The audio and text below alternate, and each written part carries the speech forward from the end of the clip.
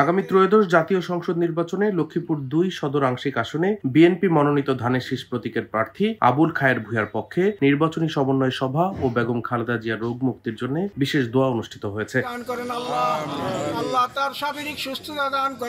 মঙ্গলবার সন্ধ্যায় সদর উপজেলার ৪ নং চররহিতা ইউনিয়নের রসুলগঞ্জ বহুমুখী উচ্চ বিদ্যালয়ের মাঠে এই সভা অনুষ্ঠিত হয়। সভায় চররহিতা ইউনিয়ন বিএনপির সভাপতি নূর হোসেন চৌধুরী আরজুর সভাপতিত্বে ইউনিয়ন বিএনপির সাধারণ সম্পাদক নজরুল ইসলাম সবুজের সঞ্চালনায় অনুষ্ঠানে প্রধান অতিথি ছিলেন সদর পশ্চিম বিএনপির সভাপতি মাহবুবুর রহমান খোকন। বিশেষ অতিথি ছিলেন সদর পশ্চিম বিএনপির সাধারণ সম্পাদক মহিউদ্দিন পাটোয়ারি বিটু, সদর পশ্চিম বিএনপির সিনিয়র যুগ্ম সাধারণ সম্পাদক জামাল হোসাইন, সদর পশ্চিম বিএনপির সাংগঠনিক সম্পাদক ও ত্রয়োদশ জাতীয় সংসদ নির্বাচনে ধানের শীষ প্রতীকের চররহিতা ইউনিয়নের নির্বাচনী প্রধান সমন্বয়ক সাইদুর রহমান ভুট্টু, সদর পশ্চিম যুবদলের আহ্বায়ক ও নির্বাচনী সহ সমন্বয়ক আব্দুল মালেক ভূঁইয়া, নির্বাচনী সহ সমন্বয়ক অ্যাডভোকেট আবুল কাশেম, থানা তাঁতি দলের সহসভাপতি জিকু সহ ইউনিয়ন ছাত্রদল, যুবদল, স্বেচ্ছাসেবক দল, কৃষক দল, শ্রমিক দলের নেতাকর্মীরা উপস্থিত ছিলেন। অনুষ্ঠানে বক্তারা বলেন, আসন্ন ত্রয়োদশ জাতীয় সংসদ নির্বাচনে ধানের শীষ প্রতীকের প্রার্থী আবুল খায়ের ভূঁইয়াকে বিজয়ী করে দলের নেতাকর্মীদের সকল ভেদাভেদ ভুলে মানুষের ঘরে ঘরে বিএনপির ভারপ্রাপ্ত চেয়ারম্যান তারেক রহমানের বার্তা পৌঁছে দিতে হবে। বক্তারা বলেন, দেশে গণতন্ত্র পুনরুদ্ধার ও নিরপেক্ষ নির্বাচনের জন্য